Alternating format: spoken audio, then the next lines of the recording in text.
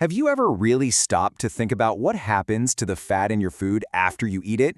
And I don't just mean digestion. Today, we are going to follow a single fat molecule on this absolutely incredible journey, right from your plate, through your bloodstream, and deep into the powerhouse of your cells, where it gets converted into pure, raw energy. So let's trace its path.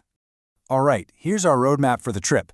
We'll kick things off by understanding why fats are such an amazing fuel source. Then, we'll see how to get packaged up for travel, watch their dramatic release from storage, and figure out how to get past security into the cell's power plant. And then it's time for the main event, the step-by-step breakdown that unlocks a truly incredible amount of energy. So first, let's meet our main character, the fatty acid. This molecule is one of our body's absolute favorite fuels, and for good reason. It's an incredibly dense source of energy. We get them from our diet, of course, but our body's also super smart. It stores any excess in what we all call body fat, or, adipose tissue. And here's a wild trick. If you eat way too many carbs, your liver can actually convert them into fat for storage too. That's a big reason why a high-carb diet can still lead to fat gain. I mean, really think about it. You can eat a light salad and be hungry an hour later, but a meal with lots of avocado, nuts, or olive oil, that has some serious staying power. The reason for that is tied directly to the immense energy packed into every single fat molecule and the complex, deliberate process our body has to go through to unlock it. We're about to see just how intricate that process really is. Okay, our journey begins in the small intestine. Now, we all know fat and water don't mix. It's a property called being hydrophobic. And this presents our very first challenge. How in the world do you break up these big blobs of fat in our watery digestive system? Well, notice on the diagram how the gallbladder releases bile. You can think of bile as the body's own dish soap. It emulsifies the fat, breaking it down into these tiny, manageable droplets. This gives specialized enzymes, called lipases, way more surface area to attack, and they get to work, chopping up the fats into fatty acids that are finally small enough to be absorbed. So, our fatty acid made it through absorption. Awesome. But now it's facing its next big problem: how to travel through the watery superhighway of our bloodstream. It's kind of like trying to send a barrel of oil down a river. It's just not going to mix. The body's solution to this is both elegant and absolutely ingenious: a specialized fleet of molecular taxis called lipoproteins. And this right here is a lipoprotein. It's a masterpiece of biological engineering. At its very center, there's a core just packed with all the fatty cargo it needs to transport. Surrounding this fatty core is a special shell. Now, the outside of the shell loves water, so it can travel easily through the blood, but the inside of the shell loves fat, so it holds its cargo safe and sound.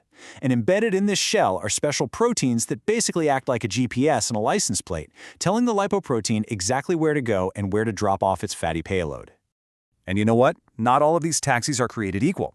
Over on the left, you can see they range in size from these massive chylomicrons that carry fat directly from your food all the way down to the much smaller high-density lipoproteins, or HDL, which you probably know as good cholesterol. The diagram on the right gives us a great close-up of that giant chylomicron. You can clearly see that protective outer shell and inside a dense core of fats and cholesterol, just perfectly packaged for its journey. Now, what's really fascinating about this table is the super simple relationship between what these particles are made of and their density. Check this out. Chylomicrons are 98% fat and only 2% protein. That makes them the least dense. They practically float. But as you move across the table towards HDL, the percentage of protein skyrockets to 40%, while the fat content drops. Well, more protein packed into a smaller particle means higher density. And that's exactly why we call it high-density lipoprotein. Simple as that. And this diagram just illustrates the entire traffic system so brilliantly. Fats from our diet, they travel in those big chylomicrons. At the same time, the liver packages up the fats it makes into VLDL. As VLDL travels the bloodstream making deliveries, it turns into LDL, the infamous bad cholesterol, which delivers cholesterol to cells.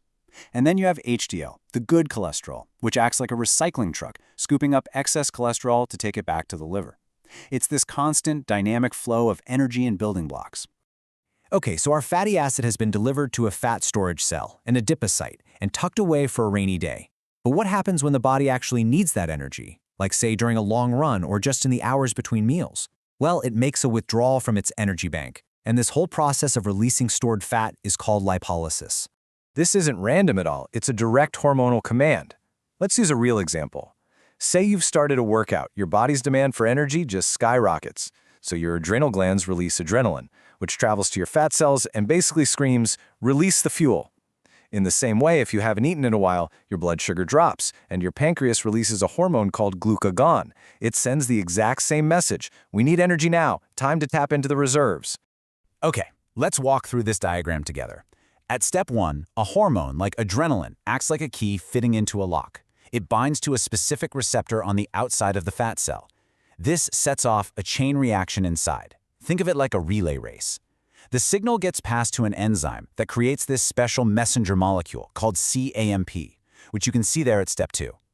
This flood of CAMP then activates the master switch for fat release, an enzyme called protein kinase A, or PKA.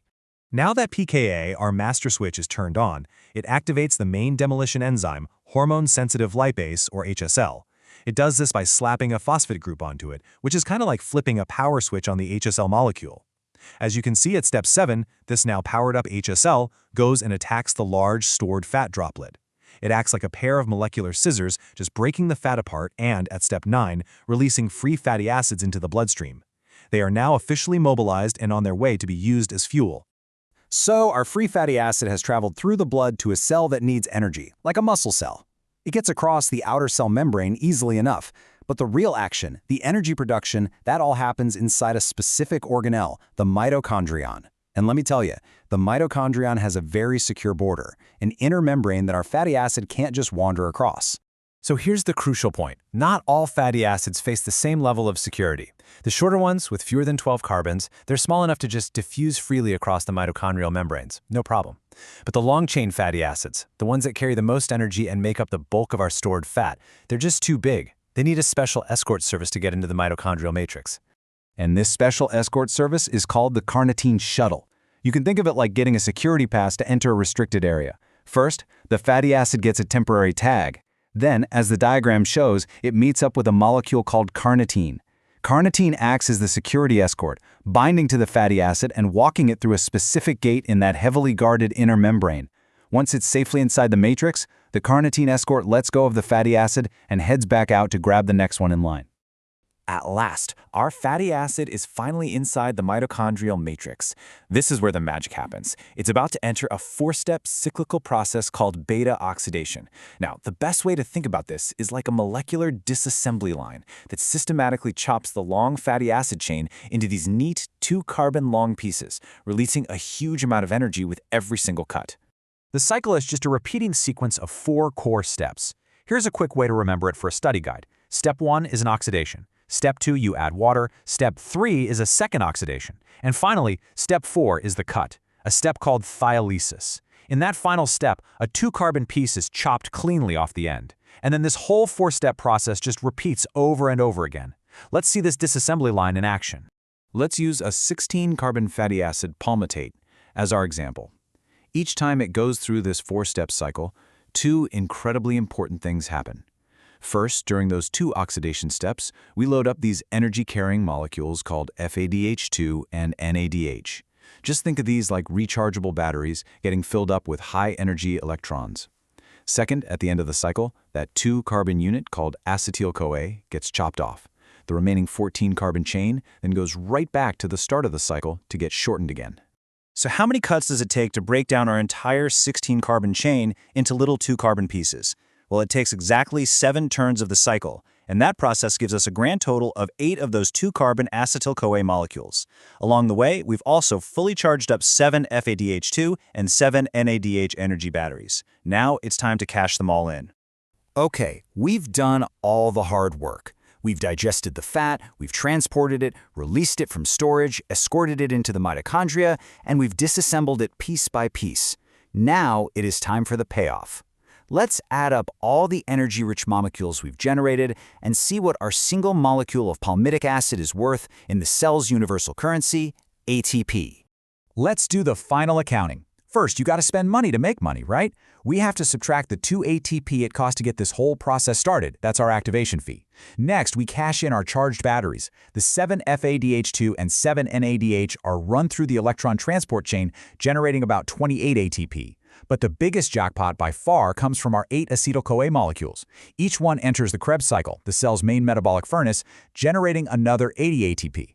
When you add it all up and subtract our startup cost, we get a net total of a staggering 106 ATP. 106 ATP. Just let that number sink in for a moment. A single molecule of glucose, for comparison, only gets you around 30 to 32 ATP. This, right here, is the reason fat is such an incredibly dense and efficient way for our bodies to store energy. Gram for gram, you get more than twice the energy from fat as you do from carbohydrates. It's just no contest. But wait, there's one more amazing product from this whole process. When those FADH2 and NADH batteries are cashed in, the final step involves oxygen, which forms water. This is called metabolic water. And this brilliantly illustrates a real-world application. For a hibernating animal like this bear, beta oxidation is an absolute lifeline. It provides not only a steady supply of energy and heat to survive the cold winter, but also all the water it needs to live, all produced internally from its own fat stores without ever having to take a single drink. How cool is that? So we've seen this beautiful, intricate, and incredibly powerful process of turning fat into fuel. It's a system that's been honed by millions of years of evolution to be unbelievably efficient. But this brings up a crucial question. What happens when this molecular machine breaks down? Well, the consequences of that's a topic for a whole other explainer.